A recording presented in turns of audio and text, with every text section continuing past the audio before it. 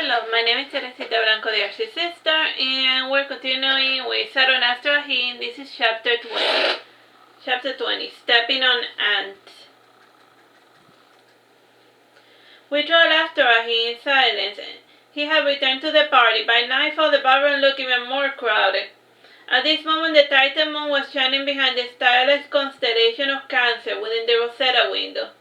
Ahi took time to admire the Titan moon hiding behind the glass, and his eye reflected the gold from the moonlight. The chaos swirled around him, but he ignored it, and he was only gazing at the moon as if looking into a mirror. Again he sniffed the air, and then he fancied that he was hungry. And he smiled and he started walking, and he passed through the dancers, making his way towards the kitchen. A blonde maiden stood in his path, and the maiden was dressed like a gentleman and was built like an Amazon, and she was about the size as the knight that had accosted Melina. She looked at him with keen blue eyes, and in the end she nodded and stepped aside. From the kitchen he went out to the third floor, and the hallways in the third floor were emptied out, and there were knights shooing people away whenever they tried to get into the third floor. And they did not bother Ahi since they knew about him. He stopped for a moment and saluted a figure walking in the shadow, and Brunhilde smiled back at him. She was not wearing her costume. Instead she was wrapped in bedsheets, and her hands and face were tainted with blood. When she smiled, he saw her glistering sharp dragon fangs, and they were identical to Ahi's teeth, pure white yet tainted red. She shrugged her shoulders and growled happily, and Ahi took a step back and looked shocked for a moment, and then he started laughing like the madman he was pretending to be.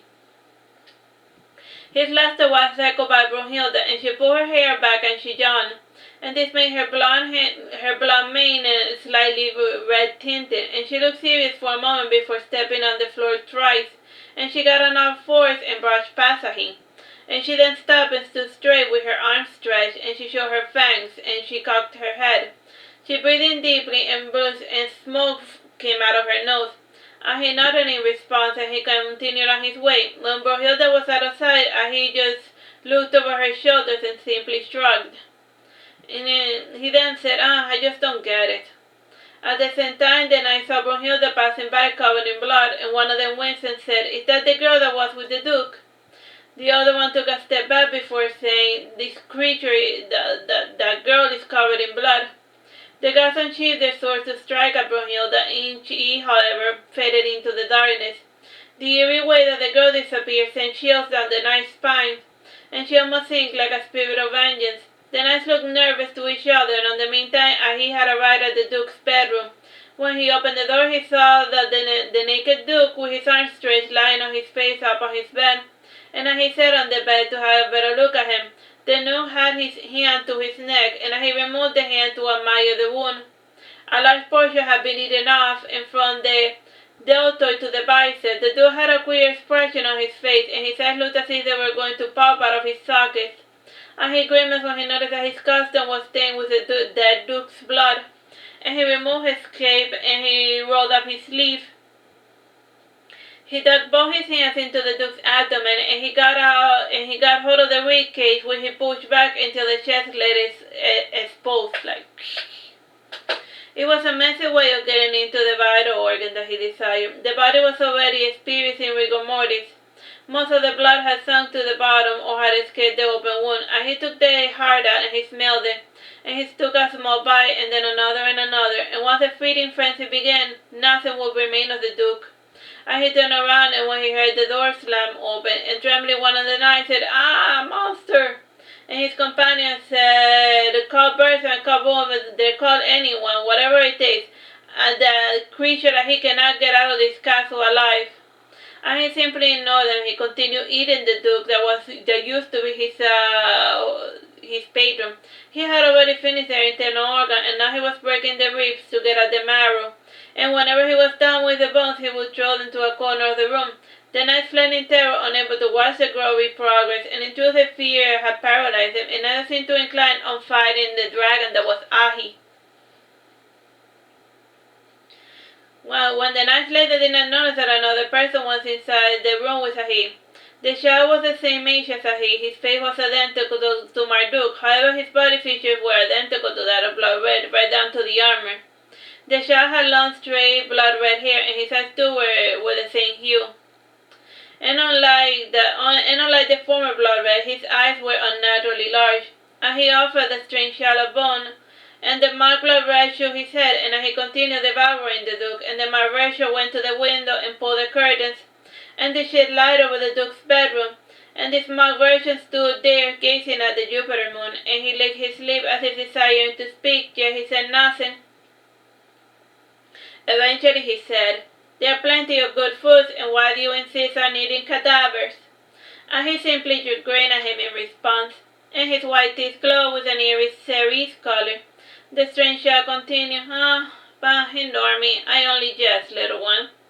And the child went to sit by the bed, and he took a piece of the Duke's flesh, and he sniffed it and tossed it back down.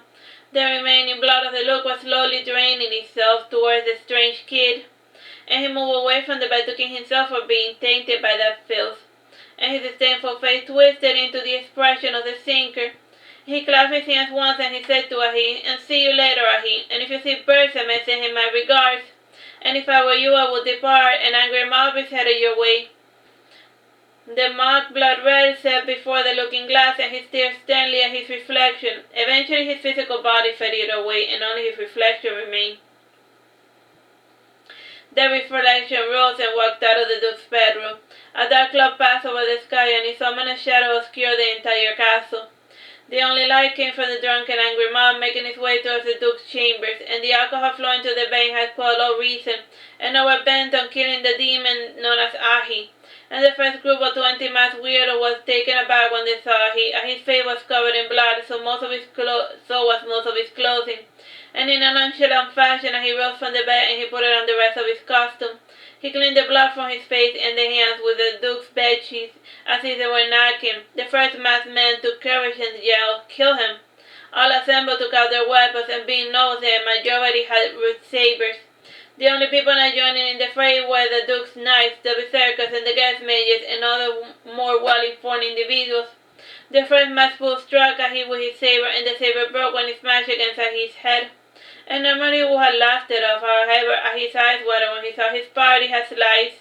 When he saw that they had sliced his party had in half, and he dashed through the mob and was laughing with inside during the confusion. And in the first floor, another angry mob spotted him, and he played his hide-and-seek game for about 20 games. And sometimes he would crash through the mob, and at other times he would hide under the skirts of the mages behind a curtain or a cape.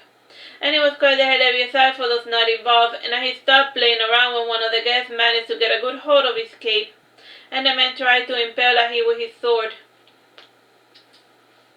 The sword pierced through, and scraping only his side, Ahi whirled around and he tackled him, and he swiftly let the poor man double over in pain. Ahi's costume was getting ruined far too quickly, which was the only thing that truly preoccupied him. The crowd with lances and sticks gathered around him like a feral dragon, and he got on all fours, and he ripped his cape, stained with his own blood, and his eyes went black for a second, and he then nodded before sprinting straight through the main portal, and those who stood on his path were flung aside. And he stood in the courtyard, and a strange being was resting on top of the tower, and since it was dark, it was hard to make out what it truly was. Through our eyes, we were able to see the bizarre-looking monster, and it seemed like a crossbreed between a silver dragon and a human. The human neck was long and elongated, and the spine was sticking out in a gruesome mockery of dragon horns. And the head was that of a human with draconic large blue eyes, and the hair on his head was long and blonde. The hands were starting to arc and were large and claw-like, and the spine was elongated into a tail. This was indeed quite a strange sight, and in fact it was a dragon stuck in mid-transformation, and such oddities were only seen when the transformation spell got done incorrectly. It was very rare for a dragon to mess up a spell, and the half-transformed dragon giggled when he saw Ahi, and he had something inside one of his large claw-like hands. And as the crowd raced to the courtyard, the strange dragon conveniently closed the portal with his free hand, and in a lazy sort of move, he wobbled towards the portal and he lay down, and during this process the dragon tumbled over the tower he laid on, and the gate bridge out of the citadel was ruined. The figure's massive frame made it impossible for the main gate to open, and the bizarre dragon yawned, and his elongated human snout had razor-sharp teeth, and this contrasted ugly with his human tongue. and his head was slightly tilted down every so often, and his eyes too drooped. And the dragon was having a hard time fighting the desire to sleep. And John, in the drunken dragon, said, the horse, something, forget about it. The dragon uncalled on the ground, fully asleep, and when his closed hand as if he was able to see Brunhilde sleeping within. Brunhilde opened her eyes for a moment, and she gave a sideways look and asked while pointing to an area on top of his head. And then she growled a little, and he traced a line from the top of his head, and he pointed up, and Brunhilde sat up and looked in the direction he was pointing to. The clouds parted for a second to reveal the Titan moon. The girl cocked her head back and scratched her blonde hair, and she then shrugged her shoulders and coiled up against the dragon claw. His eyes went blank for a moment, and he crossed his hands while he analyzed the situation. Eventually he nodded as if he came with a resolution, and he went towards the stables, and he pet that horsey, and he rode his horse to the courtyard. The dragon sat on him, he brushed his head, and yawning again, he cocked his head in the direction of another ruined tower. The camouflaged flaminca was lurking, and her presence was only noticeable by the groaning of the wooden roof. And there was a loud crash as something landed on the ground, and fans became visible, and the mangled remains of the guards were carefully piled up in front of Ahi. Ahi rubbed his belly to indicate that he was full. Flaminca shook her head in response, and she bore her fangs to the bizarre dragon before clawing her way up the ruined guard tower. She leaped across the ditch, and then ran back into the forest as silently as a cat. Only the faint rustling of the grass for her.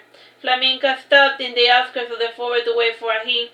The dark cloud finished passing by, and the Titan shed its pale light over the field.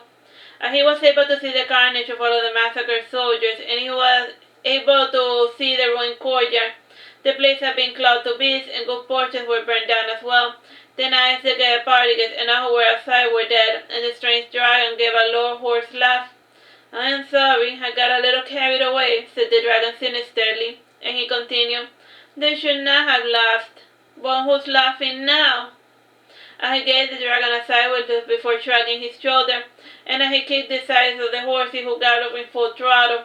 Horsey leaped through the ditch with ease, and he took a final look at the Duke's citadel, and he neighed. And this was the second time he was run out of town, and he neighed.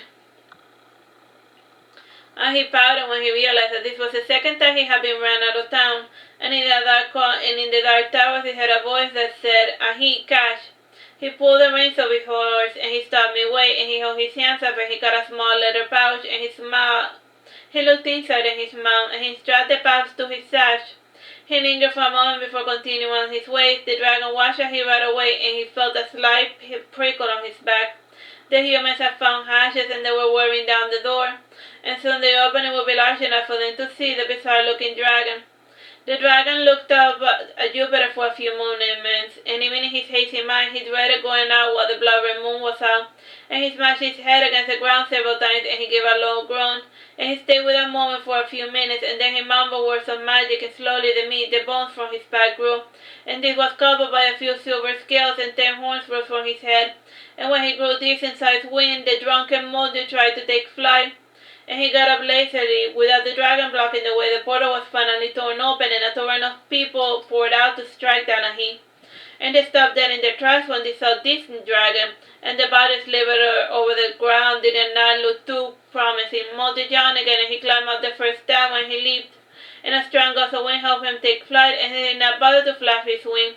He allowed the cold breeze of the night to sober up, and when he was sober enough, he casted a healing spell to remove all of the impurities from his body. And as we all hear through healing spell, this one was not flashing. The dragon simply held up his free hand over his heart, and the impurities were concentrated at his core. And he then vomited it in the form of a reddish magma, and this fell over the roof of the Duke's citadel. And this caused the place to catch fire, and others within the citadel fled outside. And Bertrand knocked on the tower to make a bridge, and with his aid everyone escaped more or less in one piece. And Mordred giggled before saying, "Whoops." The dragon circled in his bizarre form over the citadel for a few minutes, and every so often he roared, striking fear into the hearts of the people of Vunheim. The sun was starting to rise over the horizon, and the dragon to fly towards the rising sun. And when the rays of the light finally shone on him, he was back to his true self.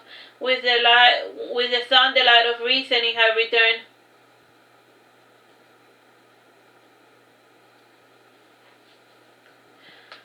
Well, that's the end of that chapter. Bye-bye. God bless.